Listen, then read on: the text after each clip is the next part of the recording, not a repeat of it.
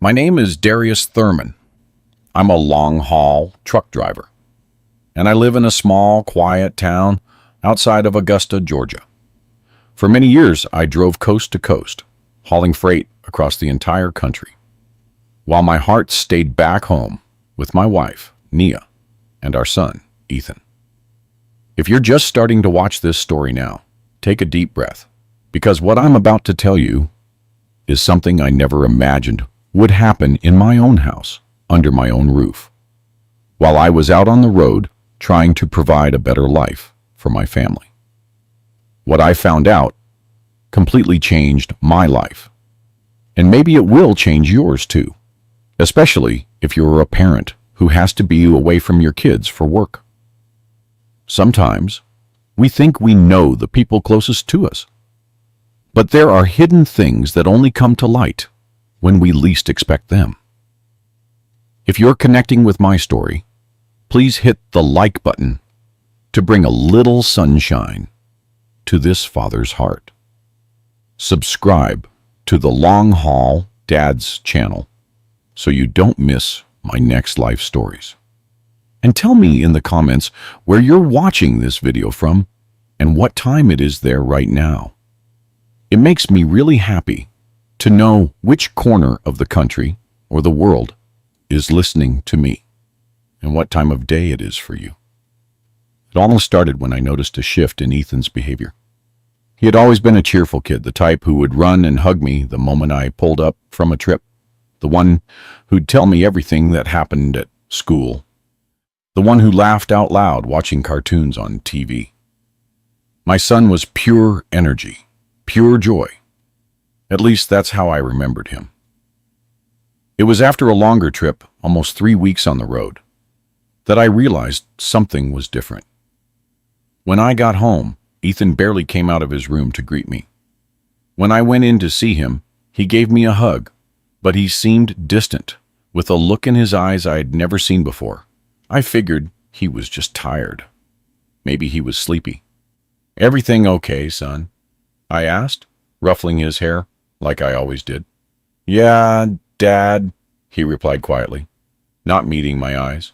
Nia appeared in the doorway. "He's been like that these past few days. A little quiet. It must just be a phase. He's growing up. Come on, dinner's ready." That night, I watched my son during dinner. He ate slowly, his head bowed. I noticed he would glance at his mother sometimes, as if he was afraid of doing something wrong. And the strangest part, he had dark circles under his eyes, like he hadn't slept well in a long time. "How's school going, buddy?" I tried to strike up a conversation. "Fine," he answered without looking up.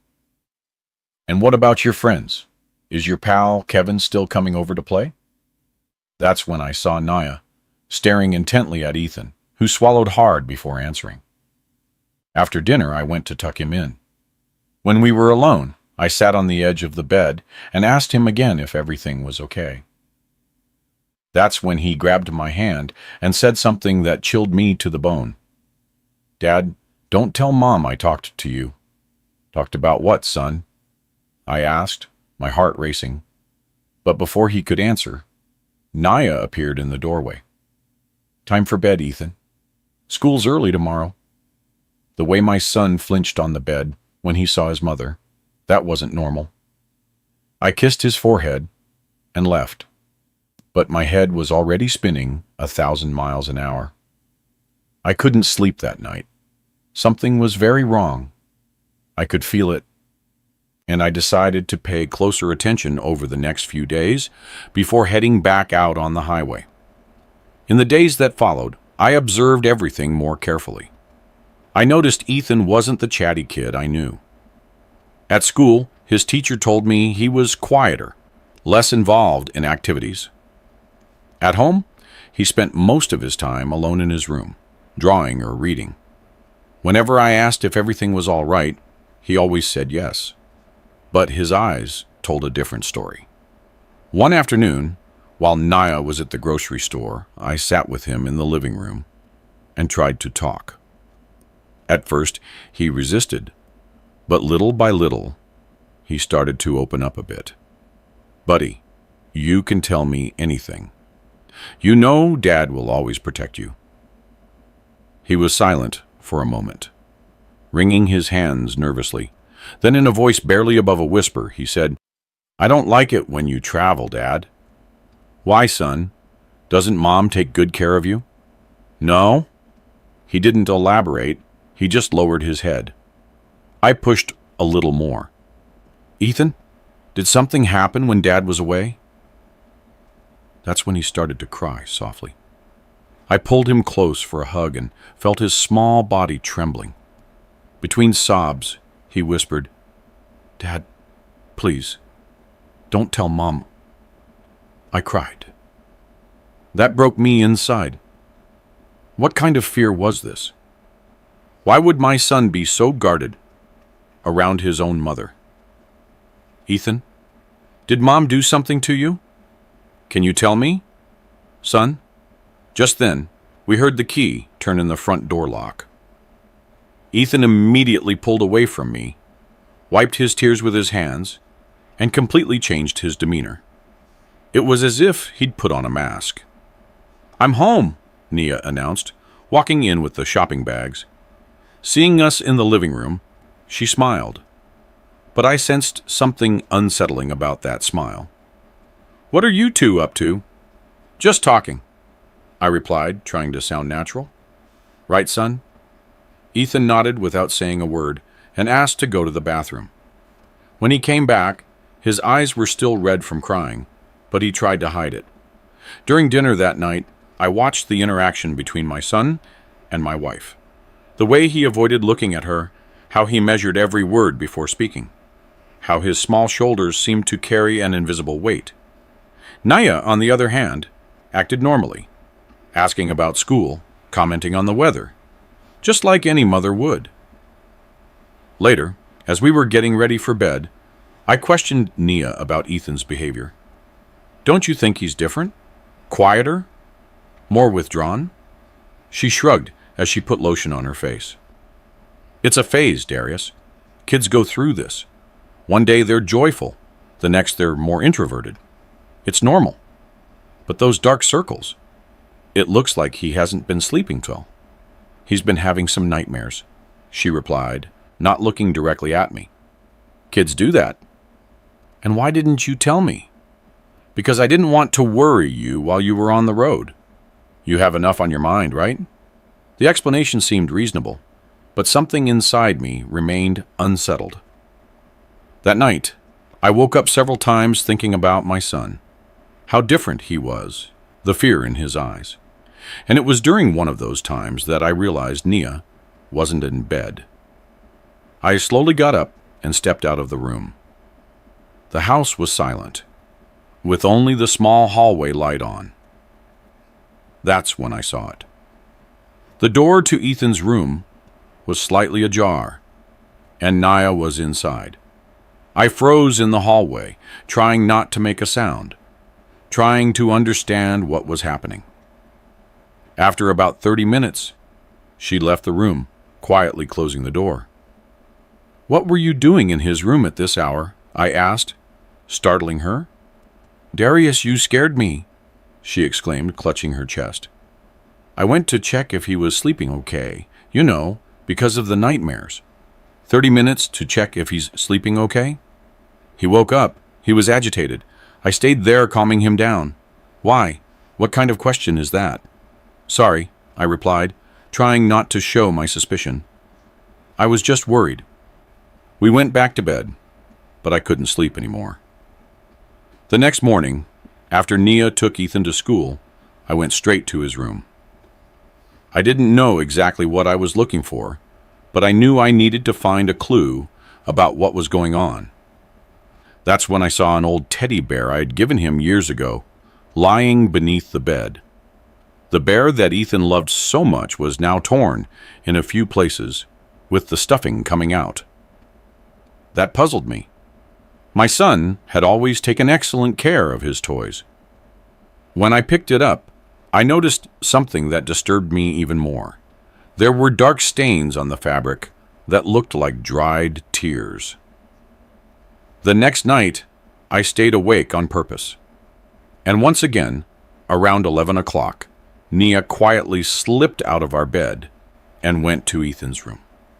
This time, I waited a few minutes and crept up to the door, trying to hear what was going on inside. That's when I heard the muffled sound of crying. My son was sobbing quietly, as if he was terrified of making noise. "Discipline," I heard Nia say, in a low, firm tone. "It's for your own good." What was happening behind that door? What kind of discipline made my son cry in the middle of the night? It was in that moment that I made a decision that would change our lives forever. The next morning, using the excuse that I needed to take care of some company business, I left the house early. My head was buzzing with thoughts and doubts. Was I overreacting? Was it really just a phase, as Nia claimed? But that muffled crying, that fear in my son's eyes, I couldn't shake it. I drove to a store downtown and walked into an electronics shop. A young man served me, and I explained that I needed a small, discreet camera that was easy to install and that I could access from my cell phone. "Is this for home security, sir?" the clerk asked. "Yes," I replied, feeling a knot in my throat. "For my son's security." I left the store with a micro camera that could be easily hidden. The clerk explained how to install it and how to access it through the app on my phone. I never thought I'd reach the point of installing a hidden camera in my own house to monitor my own wife. But my son's well-being was more important than anything else. When I got back home, Nia was in the kitchen fixing lunch. Ethan was at school. It was the perfect time. "Did you get what you needed?" she asked, stirring a pot on the stove. "Yeah, I got everything sorted," I lied, slipping the bag with the camera into my jacket pocket. "I'm going to take a shower." I went into Ethan's room and looked around for the best place to install the camera. I needed an angle that would capture the whole room but wouldn't be easy to spot. Finally, I decided to place it on the bookshelf between some toys. It was small enough to go unnoticed, but well positioned to capture everything that happened in the room. With trembling hands, I quickly set up the camera and tested it on my phone. It worked perfectly. I felt a mixture of relief and guilt. Relief that I might finally discover what was happening, and guilt for invading the privacy of my own home. But something told me I was doing the right thing. That night, during dinner, I tried to act normal, but my stomach was churning. Ethan remained quiet, answering only when spoken to directly, always with that apprehensive glance toward his mother. Nia, for her part, seemed perfectly normal, talking about the neighbors, shopping, and plans for the weekend. "I have to head back out on the road the day after tomorrow," I commented, watching their reactions. "Long trip down to Texas." I saw Ethan's shoulders slump slightly, and a nearly imperceptible flicker in Nia's eyes. "How long this time?" she asked, with a calmness that now seemed suspicious. "At least 2 weeks, maybe more." Ethan dropped his head further, picking at his food with his fork. Nia smiled faintly. "We'll miss you, won't we, Ethan?" He nodded without saying anything. After dinner, I went to put him to bed.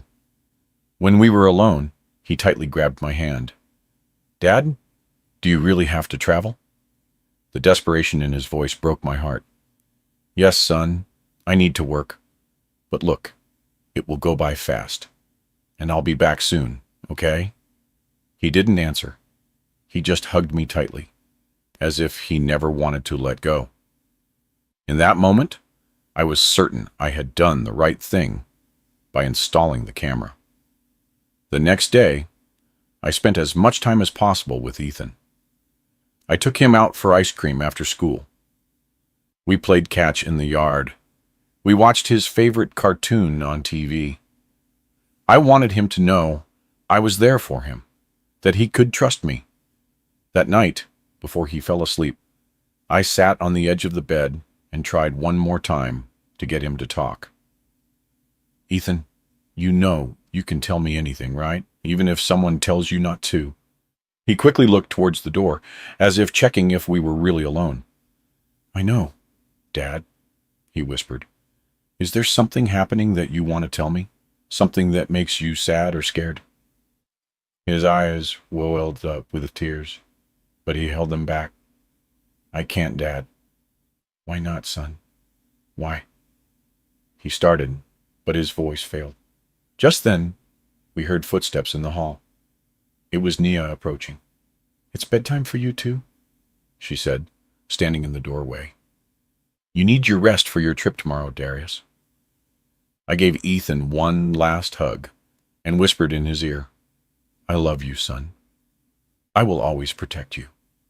When I left the room, Nia followed me back to our bed. We lay down, and after a while, I pretended to be asleep. About an hour later, when she thought I was deeply sleeping, she quietly got up and left the room. I quickly reached for my cell phone and opened the camera app. My heart was pounding so hard, I thought it would beat right out of my chest. On the screen, I saw Nia entering Ethan's room. She gently closed the door behind her. Ethan was lying down, but awake, as if he was already expecting the nightly visit. I saw him shrink under the covers, pulling the blanket up to his chin. "Mom, please," he whispered. "I was good today." "You know that doesn't matter, right?" Nia replied in a voice I'd never heard from her before, cold, distant. "This is for your education." That's when I saw something that froze my blood. Nia pulled a roll end of masking tape from the pocket of her robe. In that moment, I felt my entire body go cold. On the small phone screen, I watched my wife, my son's mother, move towards the bed with the tape in her hand. Ethan shrank even further, his little eyes wide with fear. "Please, Mom," he pleaded softly. "I promise I'll be better." "Shh," she hushed, putting a finger to her lips. "The neighbors can't hear, remember? And neither can Dad." With a quick motion, she tore off a piece of tape and, without any hesitation, stuck it over my son's mouth. My Ethan, my 8-year-old boy, having his voice silenced in such a cruel way. My hands were shaking so badly, I almost dropped the phone. "That's better," Nia said in a low tone. "Now, we won't bother anyone with crying, right?" Then, she pulled a hard-soled slipper out of her other robe pocket.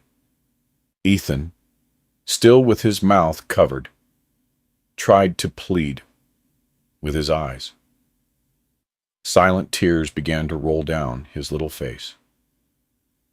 "This is for your own good," she continued with that icy voice I wouldn't have recognized as belonging to the woman I married. "One day, you'll thank me for teaching you discipline." What happened next was one of the hardest things I've ever had to witness in my entire life. Nia started hitting my son with the slipper.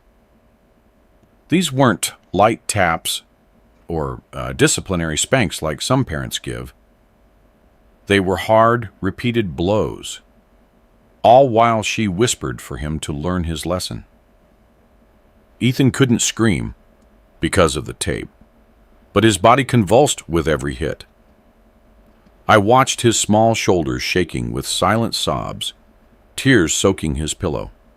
And worst of all, I saw a mixture of pain and resignation in his eyes, as if this was a known routine. I wanted to rush out of my room, burst into his, and make it stop immediately. But a part of me knew I needed concrete proof of what was happening. I needed to document that cruelty to ensure Ethan would never go through this again. So, with a shattered heart, I continued to record. "This is for talking too much with your father today," I heard Nia say, between the blows. "You know you can't tell him our business." Finally, after what felt like an eternity, she stopped. Ethan was huddled in the bed, his little body trembling with mute sobs. "Remember our deal?" Nia said, leaning over him. "If you tell your father anything, I'll know, and it will be much worse." Then she ripped the tape off his mouth, making him wince in pain. Now dry your face and go to sleep. And I don't want to hear a sound. Understand?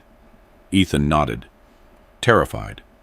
Naya smoothed the blanket over him, as if nothing had happened, as if that gesture could erase the violence from moments before. "Good night, son," she said, then left the room, gently closing the door. In the darkness of my room, with the phone still in my hand and the images of what I had just witnessed searing into my memory, I cried silently. How hadn't I seen it before? How could I have left my son vulnerable for so long?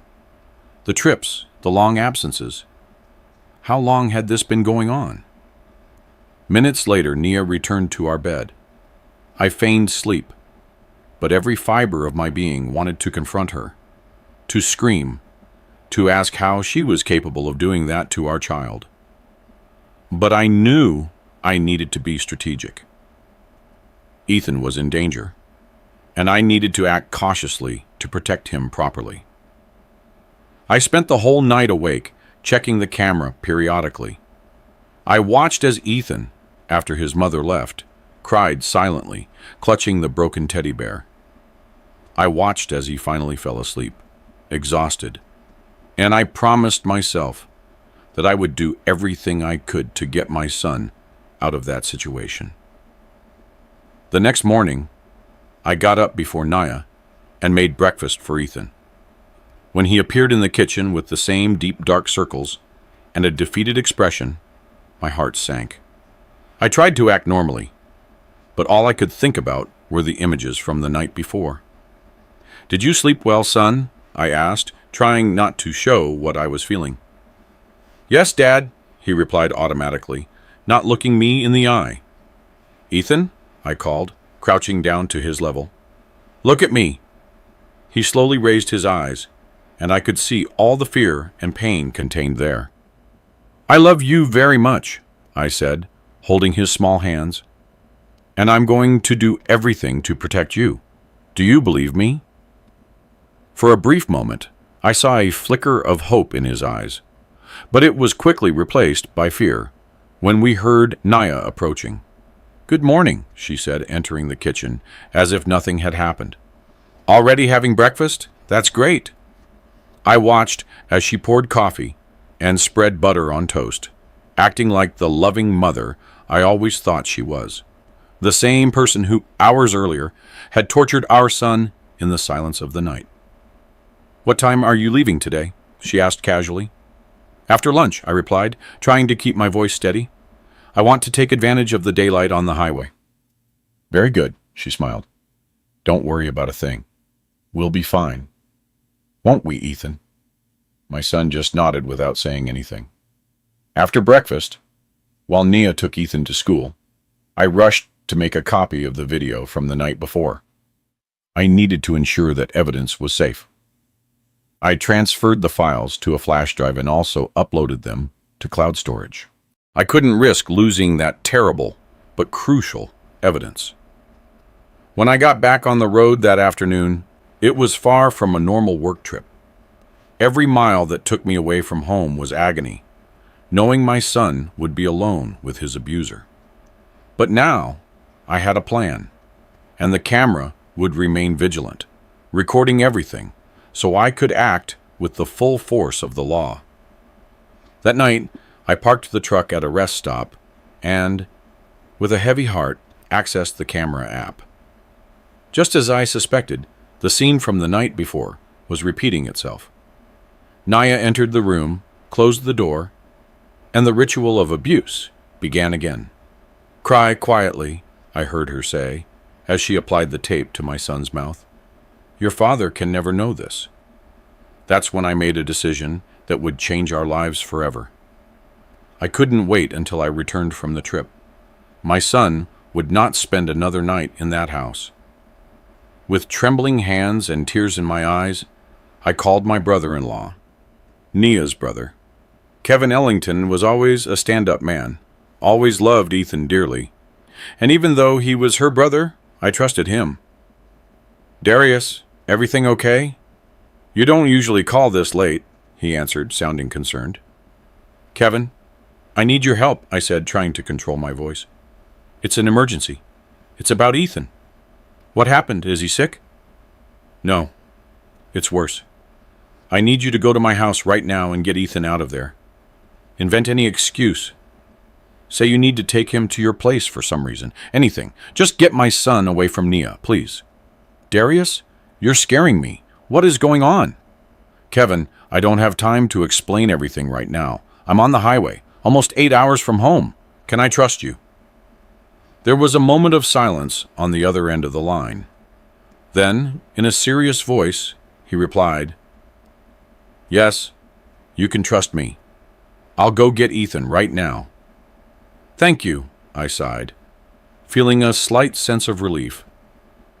When you have him safe, call me, and please don't tell Naya anything.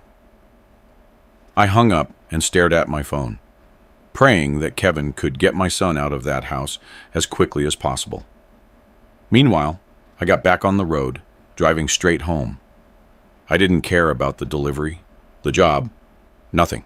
I just wanted to get home and protect my son. An hour and a half later, my phone rang. It was Kevin. Darius, I have Ethan here at my house. I told Nia I needed his help assembling a surprise gift for Chloe. Since her birthday is coming up, she was a little suspicious, but she let him come. We're home with Chloe. I closed my eyes for a moment, silently giving thanks. How is he? Quiet, kind of scared. He's asked for you several times. Can I talk to him? Sure, hold on a minute. I heard some shuffling, and then my son's voice. Dad? Hey, buddy, I said, feeling the emotions swell up inside me. Are you okay there with Uncle Kevin? I'm okay, he replied softly. Dad, are you coming to get me? I am, son. I'm driving home right now. I'll get there as fast as I can. It's okay. In the meantime, you stay there with your uncle. He's going to take care of you. Okay, he said, and I could hear the relief in his voice. Dad, thank you. That simple thank you broke my heart. My son was thanking me for getting him out of an abusive situation, and if he didn't deserve to be protected, as if being treated with dignity was a favor. I love you so much, Ethan. We'll be together soon. After speaking with my son, Kevin got back on the phone. Darius, are you going to tell me what's going on? Ethan is terrified of going home. What did Nia do? Kevin, I know this is hard to believe, but your sister has been physically abusing Ethan. I have video proof.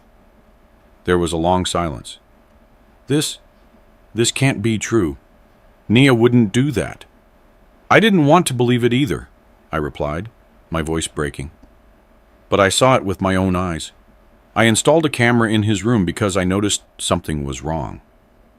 She waits for me to fall asleep, or when I'm traveling, and goes into his room in the middle of the night, tapes his mouth shut so he won't make noise, and hits him. They're not disciplinary spanks, Kevin. It's pure violence. Oh, my God, he whispered, clearly shaken. I have the videos. I'll show you when I get there. For now, I just need to know my son is safe. He's safe here with me and Chloe. You can rest easy. Nia has already called twice, asking when I'm bringing him back. What did you tell her? That I needed his help assembling a surprise piece of furniture for Chloe, and that we were going to stop by the burger spot afterward. I said I'd bring him back later. I don't know if she believed me, but it's the best I could come up with. Thank you, Kevin. Seriously. I should arrive home in the morning. I'll come straight to your house. I won't even stop by my place first. We'll be waiting. And Darius, I don't even know what to say. I never imagined my sister was capable of something like that. Me neither, I replied, feeling a knot in my throat. Me neither. I continued driving all night without stopping for rest. Every moment, I thought about my son, about the scars. Those months or years of abuse would leave on him. How could a mother do that to her own child? How had I not noticed it sooner? As I drove, I remembered the small signs I had ignored, the dark circles, the withdrawn behavior, the fear in his eyes, Nia's excuses about discipline and education. I remembered all of the times Ethan tried to tell me something but stopped when Nia walked into the room. All the times he begged me not to travel, to stay home. Around 6 o'clock in the morning, I stopped at a gas station to refuel and wash my face. I was physically and emotionally exhausted. While I waited for the attendant to finish pumping gas, I decided to check in once more on what was happening back home. I accessed the camera on my phone and saw that Ethan's room was empty, the bed made. But then I heard Nia's voice on the phone. "I don't know, Mom," she was saying, pacing back and forth in the room. "Kevin picked up Ethan yesterday and still hasn't brought him back. He won't answer my calls. I'm worried. And Darius called saying he's coming home early from the trip." There was a pause as she listened to her mother's response. "I don't know if he suspects anything. He's been acting strange these last few days, watching things closely, asking a lot of questions about Ethan." Another pause. "Of course, I didn't tell him anything. Ethan knows not to talk. He's too scared to tell anyone." I felt my blood boil. She was talking about torturing our son, as if it were something normal, like it was a secret that simply shouldn't be shared with me. "I have to hang up now. Mom, I'm going to call Kevin again." As soon as she left the room, I closed the app and got back in the truck. I needed to get home as soon as possible. When I finally arrived in town, it was past 9 in the morning. I went straight to Kevin's house, as we had agreed. He answered the door with a serious expression. "He's still asleep," Kevin said quietly. He only managed to drift off around 5 in the morning. He seemed afraid to close his eyes. "Can I see him?" Kevin led me to the guest room, where Ethan was sleeping, curled up in the blankets, with a peaceful expression I hadn't seen in a long time. I sat on the edge of the bed and gently ran my hand through his hair. He stirred a little, but didn't wake up. "Darius," Kevin called from the hall, "we need to talk now." I left the room, leaving the door ajar so I could hear if Ethan woke up. In the living room, Kevin and Chloe were waiting for me, their expressions worried. "I took his shirt off to give him a bath last night," Chloe said, her eyes teary. "He has marks on his back, Darius. Old marks, new marks, like someone hits him regularly." "I know," I finished, feeling the tears return to my eyes. "I know, I saw it. You said you have videos," Kevin reminded me. I took out my phone and showed them the recordings from the last 2 nights. Chloe had to leave the room, crying. Kevin watched in silence, his face pale, his hands trembling. "Oh my God, Darius," he said when the videos finished. This is monstrous. I can't believe my own sister." "Me neither," I replied, putting away the phone. "But we need to act fast. Nia is already suspicious. She's called you several times. I need to take Ethan somewhere safe and go to the police." Just then, we heard a small voice coming from the hallway. "Dad?" Ethan was standing there, rubbing his sleepy eyes. When he saw me, he ran to me and threw himself into my arms, sobbing. I hugged him tightly, promising myself that I would never let anyone hurt my son again. "It's all right now, son," I whispered in his ear. "Dad's here. No one will hurt you anymore." He clung to me as if his life depended on it, and in a way, it really did. I sat on the sofa with Ethan in my lap, his face buried in my chest, his small hands clutching my shirt as if he feared I might disappear at any moment. Kevin and Chloe gave us space, going into the kitchen to make coffee. I just sat there, holding my son, feeling his trembling body gradually calm down. "Buddy?" I called softly, when I felt he was more relaxed. "I need to talk to you about something really important." He lifted his face, his eyes still red from crying.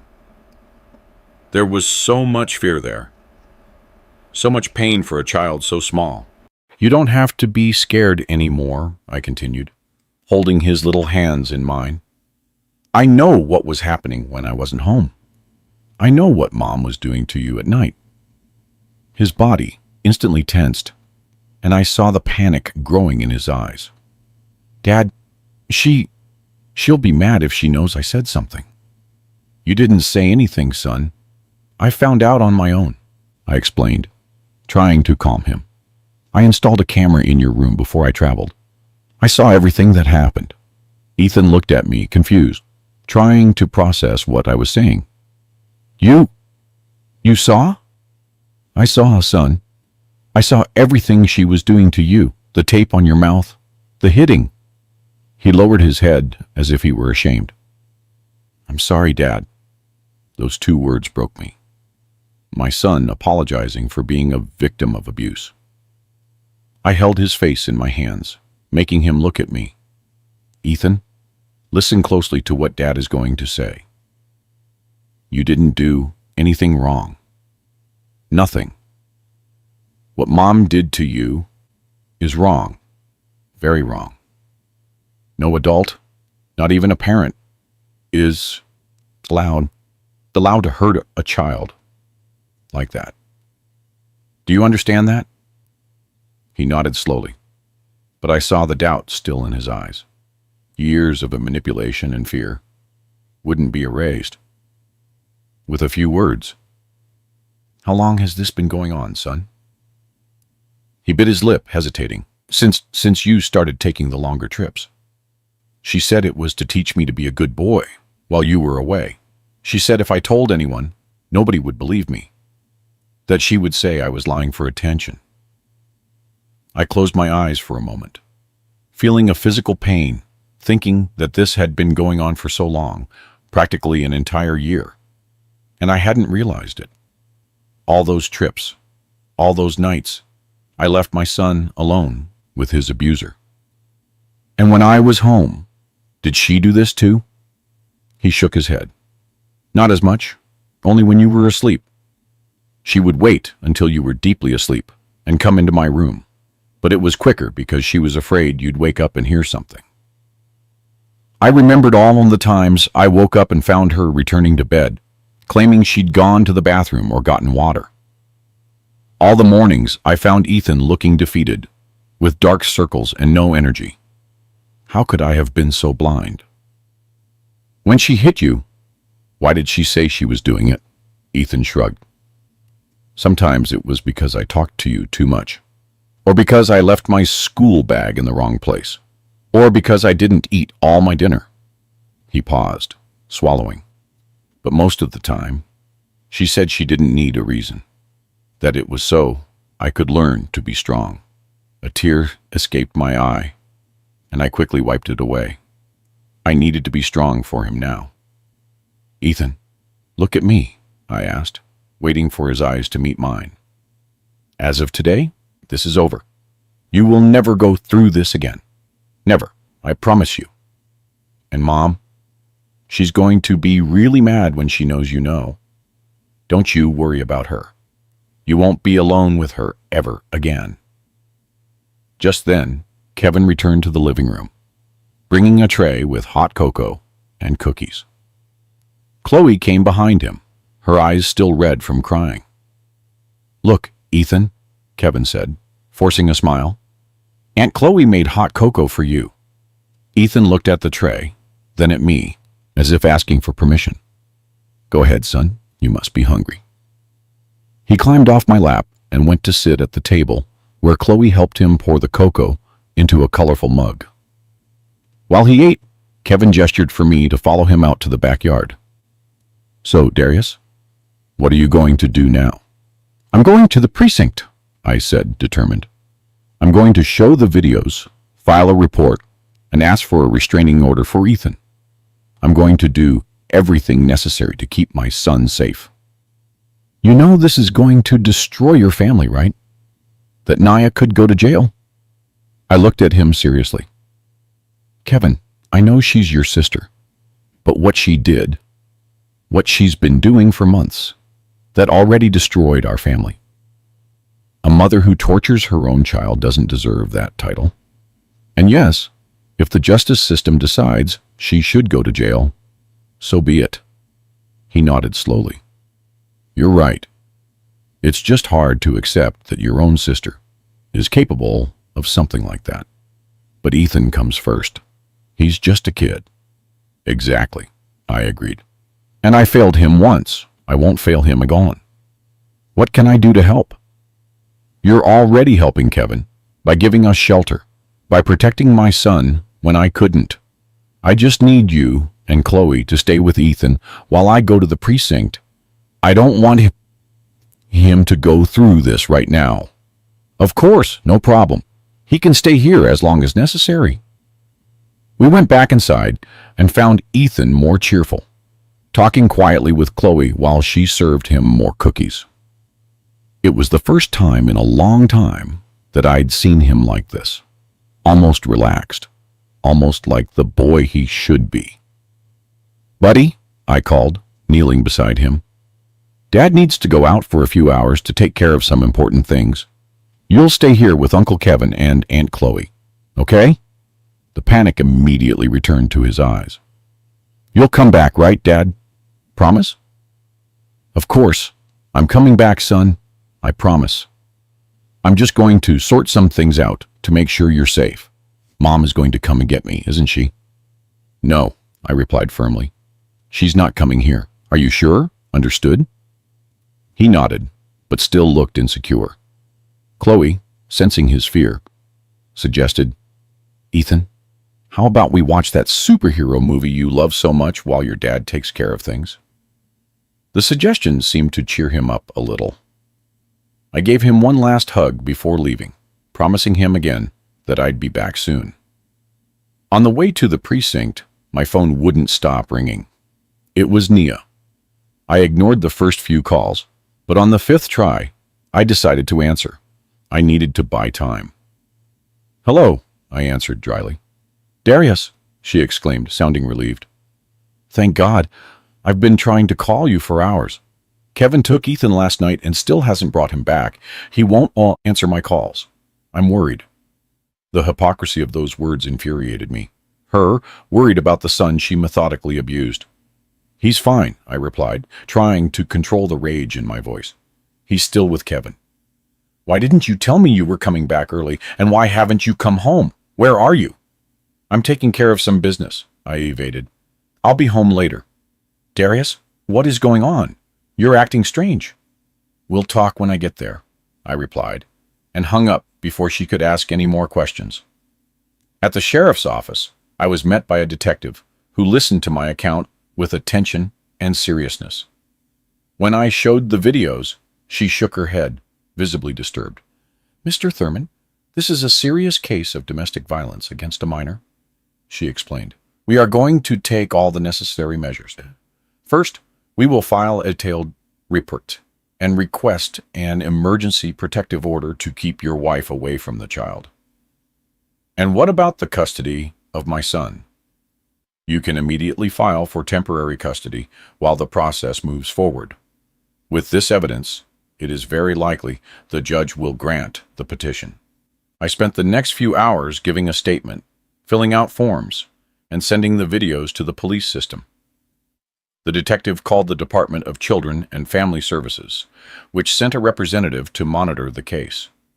Everything seemed to be happening in slow motion and fast forward at the same time. When I finally left the precinct, it was late afternoon. I had a police report and a protocol for the protective order petition in hand. The detective assured me that an officer would go to my house that very day to notify Nia about the order, which prohibited her from approaching Ethan or contacting him in any way. As I drove back to Kevin's house, I received a call from an unknown number. It was the court officer informing me that he had just served Nia with the protective order notification. She didn't react well, he commented. She became agitated, saying it was all lies, that you were making things up to take her son away. That was to be expected, I replied, tired. Do you have a safe place to stay with the minor, because she won't be able to remain in the same residence as him? Yes, we're at my brother-in-law's house for now. I plan to rent a place of my own in the coming days. Excellent. Any problems? Contact the precinct immediately. When I arrived at Kevin's house, I found Ethan calmer, watching TV with Chloe. When he saw me, he ran to hug me. You came back, he exclaimed, relieved. I promised you, didn't I? I smiled, picking him up, and Dad always keeps his promises. Kevin called me into the kitchen while Chloe stayed with Ethan in the living room. Naya came here, he said quietly. I felt my blood run cold. What? When? About an hour ago. She was furious, saying you'd made up lies about her, that you wanted to keep her away from her son. She said she had just received a protective order and knew we were here. She tried to come in to see Ethan. Tried? She tried, but I didn't let her. I told her she was very upset, and it would be better to come back when she was calmer. She threatened to call the police, but I reminded her the protective order was against her, not us. She eventually left, but I'm sure she'll be back. We're going to have to leave here, I concluded, running a hand through my hair. I don't want to involve you guys more than I already have. Where will you go? I'll rent a hotel room for now, until I find an apartment. Don't be foolish, Darius. Kevin put his hand on my shoulder. You can stay here for as long as you need. My house is big. We have the guest room. Ethan is already feeling comfortable here. I don't want to cause trouble for you and Chloe. Nia is your sister. This is very complicated. She is my sister, yes, but what she did is unforgivable. Ethan is just a child. He didn't deserve to go through this. You're staying here until you get settled again. End of story. I felt a wave of gratitude for that man who, despite being the brother of the person who had caused so much harm, chose to side with what was right, with justice and the protection of an innocent child. That night, when I tucked Ethan into the guest room, he asked me to stay until he fell asleep. I lay down beside him, and we remained in silence for a few minutes. Dad, he called quietly. Mom won't hurt me anymore, right? No, son, never again, I promised, holding his little hand. Dad is going to protect you, always. She got really mad because you found out. I think so, but that doesn't matter anymore. What matters is that you're safe now. He was silent for a few more moments. Then he whispered, You know, Dad, I prayed every night for you to find out. I was so scared to tell you. I felt tears return to my eyes. I'm so sorry I didn't find out sooner, son. I'm so sorry. It wasn't your fault, Dad, he said, with a wisdom beyond his years. Mom said it was our secret, that everyone would think I was lying, that even you would think I was making things up. I would never think that, Ethan. Never. You can always tell me everything. I will always believe you. He smiled faintly, the first genuine smile I'd seen on his face in a long time. Soon after, he fell asleep, holding my hand. I stayed there, watching my son sleep in peace, perhaps for the first time in many weeks, and I swore I would do everything to rebuild our lives and give him back the childhood he deserved. The next day I received a call from my lawyer, who I had hired to handle the custody case. He had news. Mr. Thurman, the judge has granted your petition for temporary custody. You have exclusive custody of Ethan until the case is adjudicated. Your wife will be entitled to supervised visitation if you agree, but only in a neutral location, and with an appointed professional from the court. I felt an enormous weight lift from my shoulders. It was only the beginning of a long legal battle. I knew that, but it was a start, an important step in ensuring my son's safety. When I hung up the phone, I saw Ethan watching me from the kitchen doorway, his eyes full of hope and fear at the same time. "Dad, are we going to be okay?" I opened my arms and he ran to me. I hugged him with all the strength of my love, knowing we had a long road ahead, but determined to make everything work out. "Yes, son, I promise you, we are going to be okay." The weeks that followed were weeks of adjustment and healing. We rented a small apartment close to Kevin and Chloe's house, which continued to be our safe haven. I had to make difficult decisions about my job. The long-haul trucking trips were incompatible with the new reality of being a single father. I spoke with my boss and managed to arrange a deal. I started making only regional deliveries that allowed me to be home every night. Ethan began therapy 3 times a week. Dr. Ramirez, the psychologist, specialized in childhood trauma and had a lot of experience with child victims of domestic violence. At first, my son was reluctant to talk, but slowly he began to open up, expressing his fears and pain in ways his small mind could process. One afternoon, after a particularly intense session, Dr. Ramirez asked to speak with me alone. "Mr. Thurman, Ethan is making progress, but the trauma is deep," she explained seriously. "He lived for approximately a year under constant terror, always dreading the moment his mother would enter the room to hurt him. Will he overcome this someday?" I asked, anxious. "Children are surprisingly resilient when they have adequate support," she smiled faintly.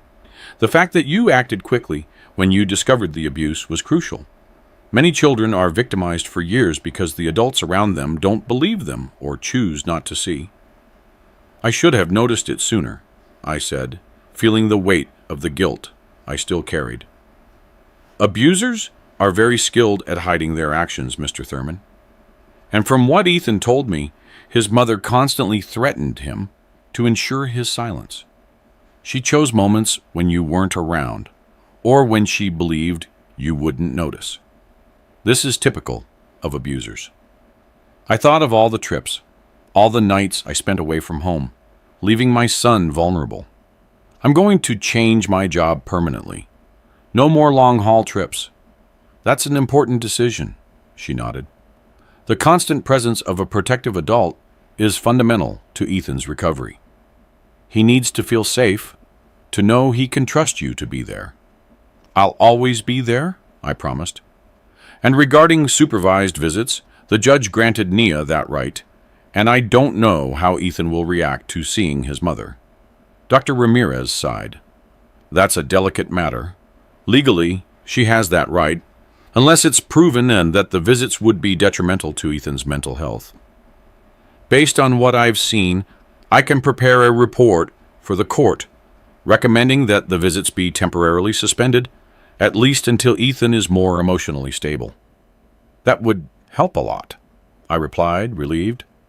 "He still wakes up screaming some nights, calling out, afraid that she'll come to hurt him. Nightmares are common in trauma cases. They will decrease with time and therapy." She paused. "Mr. Thurman, there's one more thing we need to discuss. Ethan mentioned that his mother used religion to justify the punishments. She said it was biblical discipline, that she was doing it for his own good." I felt my stomach churn. "She was never particularly religious with me. I never imagined she would use that as an excuse for—" I couldn't even finish the sentence. "Unfortunately, this is more common than one might imagine. Some people twist religious concepts to justify violence against children. This also explains part of the moral confusion Ethan feels. He was led to believe he deserved the suffering, that it was for his benefit. I left that session with a heavy heart, but also with more clarity on how to help my son. On the way home, we stopped at the ice cream parlor, a small ritual we had established after therapy sessions. It was our way of turning a potentially difficult day into one that ended on a positive note. How was the conversation with Dr. Ramirez today, son? I asked as he licked his chocolate ice cream. It was good, he replied, more openly than he usually was. She taught me how to breathe in a special way when I start to feel scared. And does it work? He shrugged. Sometimes, when it's not a really big scare. And when it is a really big scare, what do you do? I think about you, Dad, he said simply. I think that now you're going to protect me. Those simple words made my eyes well up. I put my arm around his shoulders and pulled him close. Always, son, always. That night, while Ethan slept, Kevin came over for a visit. He seemed tense, worried. What's wrong, I asked, offering him a coffee. Naya is trying to build a case against you, he said directly. She went to our mom's house today, and I was there. She said she's going to prove you're an absent father, that you always left Ethan's upbringing in her hands while you traveled, and that you're now using false accusations to take her son away. False accusations? I repeated, incredulous. I have videos, Kevin. Videos of her torturing our son. I know, he tried to calm me. I'm just telling you what she's planning. She says she's going to find witnesses, neighbors, relatives, people from Ethan's school, who will say she was always a good, dedicated, loving mother. And what those people say matters more than the concrete evidence of what she was doing when no one was looking, I argued, frustrated. Darius, you know how complicated the justice system can be, especially when it comes to custody disputes, Kevin sighed. She's leveraging the fact that you spent a lot of time away from home for work. I ran a tired hand over my face. That's why I already changed my work routine. I'm only doing local deliveries now. That's good, Kevin nodded. It will help show the judge you are committed to Ethan's well-being. But I shouldn't have to prove that, I argued. I'm not the one who was hitting my son every night, taping his mouth shut so no one would hear his screams. Kevin sighed Sora deeply. I know it's outrageous, but she is the mother. Unfortunately, in many cases, the system tends to favor mothers, even when there's evidence of abuse. You have to prepare for a difficult battle. I'm prepared to face whatever is necessary for my son. In the days that followed, I received notification that Naya had filed a petition to revoke the protective order and the temporary custody. As Kevin had warned me, she was building a case based on my supposed absence as a father due to work travel. Following my lawyer's advice, I began to meticulously document our new routine. I took Ethan to school every morning and picked him up every afternoon. I attended all his therapy sessions. I participated in school meetings. We went on outings together on weekends. I took photos, saved receipts, and requested statements from the school and the psychologist. At home, Ethan continued to have occasional nightmares, but they were becoming less frequent.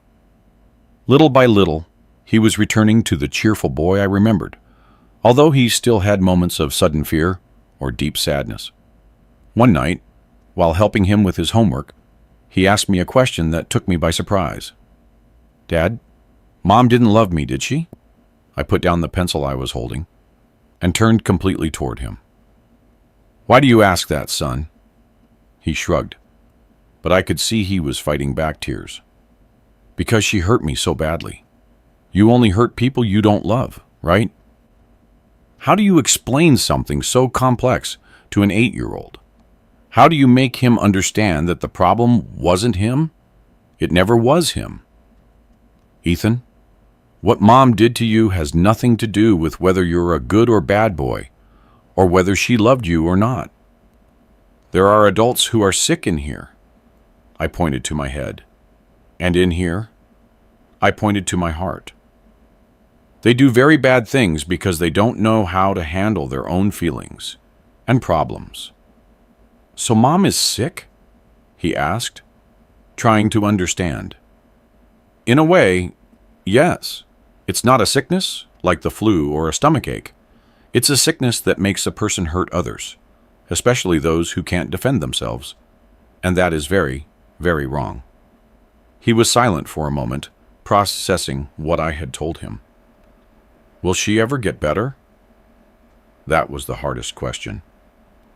"I don't know, son. Some people manage to realize they are sick and seek help to get better. Others don't. But the most important thing is that you are safe now. And I'm going to do everything I can to keep you that way. And if the judge says I have to go back and live with her," he asked with evident fear in his voice. "That's not going to happen," I assured him, pulling him into a hug. "We have proof of what she did, and your well-being is what matters most to the judge. Plus, Dr. Ramirez is helping to explain to the court that you need time to feel safe again." That conversation continued to resonate in my mind for days.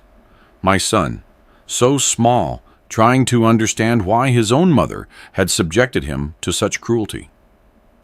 How does a child process something like that? How do they overcome it? 2 weeks later, we received the news. Nia's petition to revoke the protective order had been denied. Dr. Ramirez's report, along with the videos and Ethan's own testimony, given in a protected environment with psychological support, were decisive. The judge not only maintained the protective order, but also temporarily suspended the right to supervised visits, determining that Nia would have to undergo psychological evaluation and mandatory treatment before any contact with her son could be reestablished. It was a significant victory, but I knew the battle wasn't over yet. Nia wouldn't give up easily, and we still had to face the final hearing to determine permanent custody. That night, as Ethan slept peacefully for the first time in many weeks, I sat on the balcony of our small apartment and reflected on everything we had been through. The terrible discovery, the desperate rescue, the nights of nightmares, the therapy sessions, the court battles. It had been the most difficult period of our lives, but also the start of our healing. I looked up at the stars, thinking about how our future now seemed a little clearer, a little more hopeful. Ethan was starting to smile again, to play, to trust. I had found a new balance between work and family, prioritizing what really mattered. And although the road was still long, for the first time in a long time, I truly believed we would be okay. My phone vibrated with a message. It was Kevin, sending a photo he had taken that day during a BBQ at his house. Ethan was smiling as he held a marshmallow on a stick over the grill, his eyes shining with a genuine joy I hadn't seen in so long. Below the photo was Kevin's message. "That smile is worth every battle, isn't it?" I replied, my heart full. Every single one. Today, almost 2 years after that fateful night when I installed the camera in my son's room, our lives have taken a completely different path. We live in a small but comfortable house, with a yard where Ethan can play, and where we planted a small vegetable patch together. I have a stable job as a logistics manager for a local transport company. No more long trips. I'm always home every night. Ethan is 10 years old now. The nightmares that were once frequent are now rare. He continues therapy, but we've reduced it to once a week. Dr. Ramirez says his progress is remarkable. Although some emotional scars will probably stay with him for a long time, he has learned to deal with those wounds, to understand that what happened wasn't his fault, and to recognize warning signs and ask for help when needed. At school, my son is once again an engaged student. He has made new friends and recently joined the soccer team. Seeing the joy on his face when he scores a goal, hearing his carefree laugh while playing with his teammates, Those are the moments that show me our fight was worth it. As for Naya, the justice system took its course. After many hearings and psychological evaluations, she was found guilty of child abuse and mistreatment. She was sentenced to community service and mandatory psychiatric treatment, in addition to the definitive loss of Ethan's custody. She still tries from time to time to regain the right to see her son, always claiming she is healed and remorseful. The judge wisely maintains the decision that any contact must be pre-approved by Ethan and his therapeutic team. To this day, my son has shown no interest in seeing his mother again. When the subject comes up, he becomes quiet, thoughtful, and usually changes the topic. Dr. Ramirez explained that this is normal and healthy. He is protecting himself, setting boundaries, something that was denied to him for so long. Perhaps one day, when he is older and emotionally prepared, he will decide to resume some form of contact. But that will be his decision, when and if he is ready. What struck me most throughout this journey was realizing how domestic violence against children can happen silently, right under our noses. Naya maintained a perfect image of a dedicated mother in everyone's eyes: neighbors, family, teachers. No one would ever suspect what she did when the doors closed. No one, except her terrified son, who had no voice or power to defend himself. I learned to always be alert to the signs. Ethan's behavioral changes weren't just a phase or growth, as Nia tried to convince me. They were silent cries for help that I, unfortunately, was slow to hear. Today, I am much more observant, not just with my son, but with other children around me. I've identified suspicious situations a few times and haven't hesitated to contact the competent authorities. It's better to investigate and find out everything is fine than to ignore it and allow another child to continue suffering. At home, we built a relationship based on absolute trust. Ethan knows he can tell me anything without fear of judgment or punishment. We have our rules and boundaries, of course, but they are always discussed with respect and affection. Discipline is taught through conversations, logical consequences, and example, never, ever through physical or psychological violence. One of the things I am most proud of is seeing how Ethan has become an empathetic and protective child. At school, he often defends classmates who are being bullied or who seem vulnerable. "Everyone deserves to feel safe, Dad," he told me once, with wisdom beyond his years. Recently, I was invited to give testimony at a support group for single parents who have gone through domestic violence situations. I shared our story, highlighting the importance of being alert to the signs, of believing children when they try to communicate that something is wrong, and of acting quickly when there is suspicion of abuse. After my talk, a woman approached me, crying. She had just discovered that her ex-husband was abusing their son during weekend visits. I installed cameras after noticing strange behavior in the child, just like you did. "Your testimony gave me the courage to move forward with the process," she said, squeezing my hand. "Knowing that it's possible to rebuild your life, that children can recover, that gave me hope. And that is what I carry with me every day. Hope. Hope that Ethan continues his path of healing, that he grows up strong and confident, despite the adversities he faced so early in life. Hope that our story can help other families identify and interrupt cycles of violence. Hope that as a society, we can better protect our children. That camera I installed in my son's room not only documented the horror he was living through, it saved his life. It allowed me to see the dark truth hidden in my own home and gave me the necessary tools to protect him. It was a desperate gesture that turned into salvation. Today, when I see Ethan playing carelessly in the yard, running after the ball with our dog, a mixed breed we adopted last year, I see a child who is finally living the childhood he deserves. The eyes that once carried so much fear now shine with joy and curiosity. The deep dark circles have given way to rosy cheeks. The scared silence has transformed into laughter and animated conversations about his school days, his friends, his dreams. Sometimes when we're watching TV together or reading a bedtime story, he snuggles into my arms in a way that reminds me how far we've come. In those moments, I silently give thanks for having followed my instincts that night, for not having ignored the signs, for having the courage to face the truth, no matter how painful.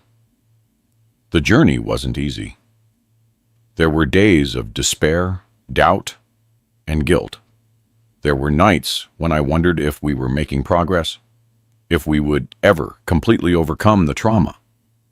But every small step forward, a genuine smile, a night without nightmares, a spontaneous hug, showed me we were on the right path. To the parents watching me, I leave you with a piece of advice born from pain and experience. Trust your instincts. If something seems wrong with your child, it probably is. Children change their behavior for various reasons, but drastic changes, especially those involving fear, withdrawal, and physical signs, like dark circles or bruises, should never be ignored. Talk to your children, be present, observe, listen not only to what they say, but also to what they don't say, what they express through behavior, drawings, and games. And remember, violence against children has no justification. It is not discipline. It is not education. It is not for their own good. It is pure and simple abuse. And as a society, we have a duty to protect the most vulnerable, to give a voice to those who often cannot or fail to speak for themselves. Our story had a happy ending.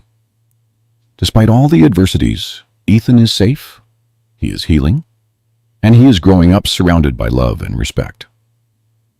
Not all stories end this way. Some children spend years, decades, an entire lifetime suffering abuse because no one intervenes, no one notices, no one believes. Don't let that happen. Be vigilant. Be the voice. Be the protection that every child deserves. If this story touched your heart, give a like so that this dad can feel happy. Subscribe to the Long Haul Dad's channel right now so you don't miss the next stories I will tell with all my heart.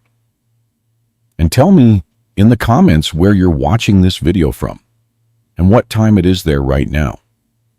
If you know of a similar case to ours, or if you've had to make a difficult decision to protect a child, share your experience. It makes this dad very happy to know which city you're watching from and at what time of day you're keeping me company, and also to be able to exchange experiences that can help other families. A big hug the size of my heart. D, did you like my story? And which city are you listening from? Let's meet in the comments. If you liked the story, you can support me by sending a super thanks so I can keep bringing more stories like this. Thank you so much for your sweet support. I'm looking forward to your comments on the story. On the screen, you can see 2 new life stories that I highly recommend. There's so much more on my channel. Don't forget to subscribe. See you in the next life story. With love and respect.